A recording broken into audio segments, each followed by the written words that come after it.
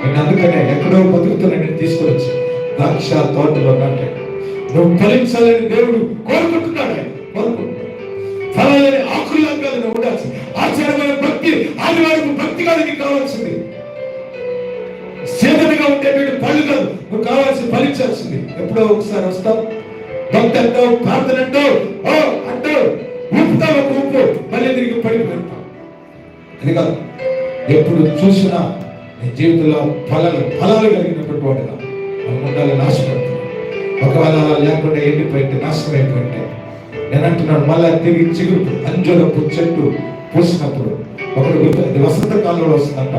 దానికి అర్థం ఏంటంటే ప్రభువు రాకడ త్వరగా ఉంది, ఆయన రాబోతున్నాడు.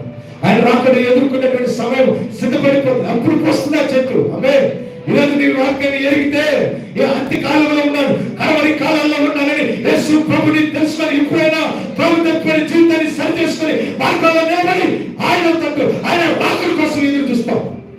లోకంలో బుద్ధిహీనులాగా భక్తిహీనులాగా తిరుగుతూ ఊరికి వెళ్ళాల్సిన మనం, దేవుడి పక్కనకి వెళ్ళాల్సిన మనం ఇక్కడే పడిపోం, ఇక్కడే ఉన్నాం. అది తెలుసుకున్నవాడు జాగ్రత్త పడి ఎప్పటికైనా దాంట్లో ఉంటాడు. అలా ఉండాలని దేవుడు కోరుకుంటున్నాడు. నీలో సంతోషం లేదే, నీలో ప్రేమ లేదే, ప్రేమ అనే ఫలం లేదే, ప్రభు అడుగుతున్నాడు. ఆయన వచ్చి ఆకలేసి వచ్చినప్పుడు ఆయన కనిపించాలి మనకు. అది లేదు నాయన నా జీవితంలో. త్రోవ పట్టుకున్న జీవితాలు, పట్టుదల శిథిలమైపోయిన జీవితాలు, నాశనం అయిపోతే ఎదగలేని జీవితాలు, ఆశీర్వాదం నెమ్మది లేని జీవితాలు ఉన్నాను ప్రభా అన్నవాళ్ళు మొక్కలకి ఒక్క మాట ప్రార్థన చేసుకో. నేను ప్రార్థన చేయబోతున్నాను నీ గురించి ప్రార్థన చేయబోతున్నాను.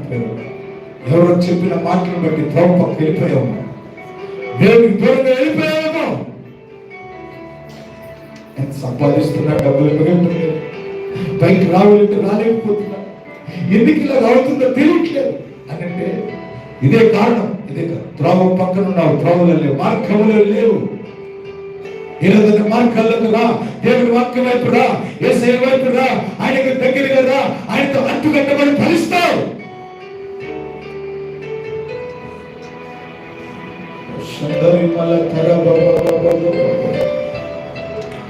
ప్రార్థన చేసుకున్నావు, మరినక ప్రార్థన చేస్తున్నావు. ప్రార్థన చేస్తున్నావు. హాస్టల్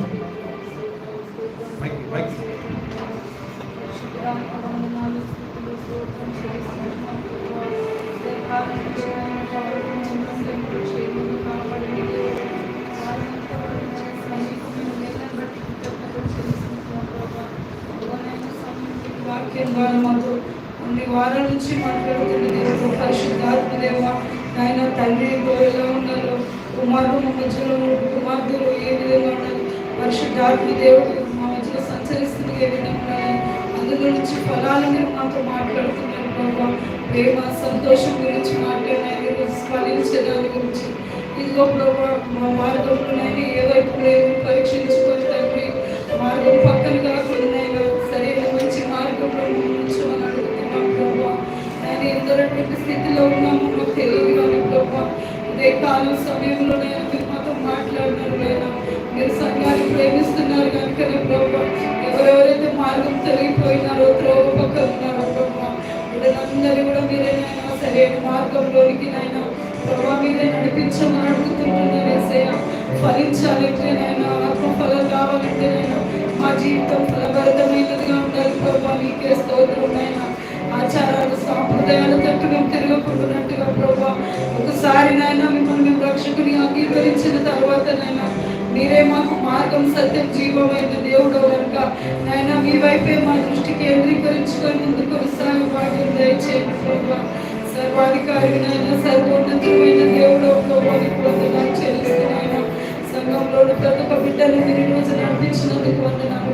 ఎవరెవరు ఎటువంటి పరిస్థితుల్లో రాలేకపోయినారో ప్రభావ బిడ్డలు వాటిలో నుంచి పంపించి క్షేమంగా కాపాడినైనా వచ్చే వారిని సన్నిధికి నడిపించమని అడుగుతున్నాం. ఈ వారం అంతా కూడా మాకు అందరికీ మీరే తోడుగా ఉండండి ప్రభావ. నీకే స్తోత్రం చెల్లిస్తాం.